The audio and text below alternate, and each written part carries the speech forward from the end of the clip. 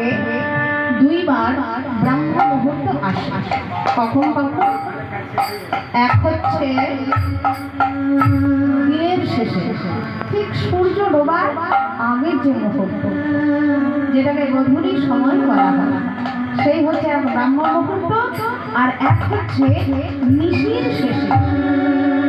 নিশির শেষে তা গৌতম মুনি ওই নিশির শেষে ব্রাহ্ম মুহূর্তে স্বর্গের রাম পাখির ডাক শুনে গঙ্গা স্নান করতে যান। এই সুযোগটাকে কাজে লাগালেন ওই দেবরাজ পুত্র। স্বর্গের রাম পাখিকে বলছে, ওরে তোর ডাকটা কি অপূর্ব, কি অপূর্ব। তুই প্রতিদিন যে সময় ডাকিস সেই সময় ডাকবি। কখন ডাকবো? রাত্রি দ্বিপ্রহরে ডাকবো। তাহলে দেখবি তোর ডাক আরো মধুর হয়ে যাবে। তাই কেন প্রতিদিন যে সময় ডাকে আজ আর সে সময় ডাকলো। কেউ যদি কারোকে বেশি প্রশংসা করে তার নিজের কর্তব্য জ্ঞান হয়।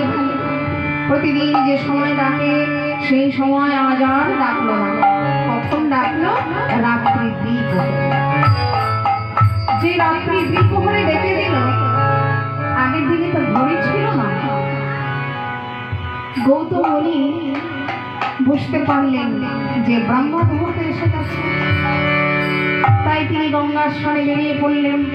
যে না গঙ্গার স্নানে বেরিয়ে পড়েছে, ঠিক সেই সময় স্বর্গের দেবরাজ ইন্দ্র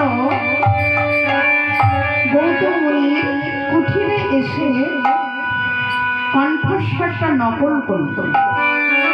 গৌতম মুনির কণ্ঠস্বর